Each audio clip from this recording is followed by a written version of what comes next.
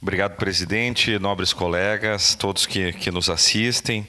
Quero aqui saudar a Jussara, do Tea Juntos, mas saudando a Jussara, saudar todas as mães, todos os pais, todos os envolvidos na vossa associação.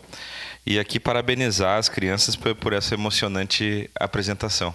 Realmente, né, enche os olhos, mas também o coração da gente fica pulsando de alegria ver como a música toca a todos, né?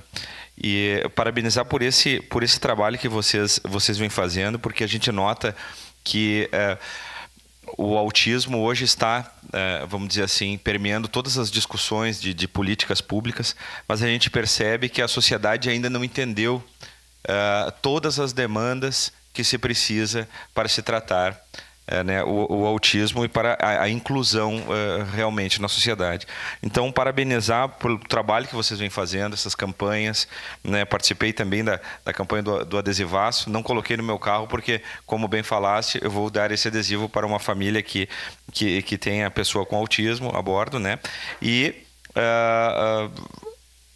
participar dessas, aqui reafirmar o nosso compromisso. Nós temos a frente parlamentar em defesa do autismo, mas também participar da sociedade de todas essas atividades para que realmente a gente haja uma efetiva inclusão e o entendimento de tudo que precisa para se tratar o autismo. Então, parabenizar em nome da bancada do PRD, né, o trabalho que a vossa associação vem fazendo e saudar a todos vocês. Obrigado, presidente. Era isso.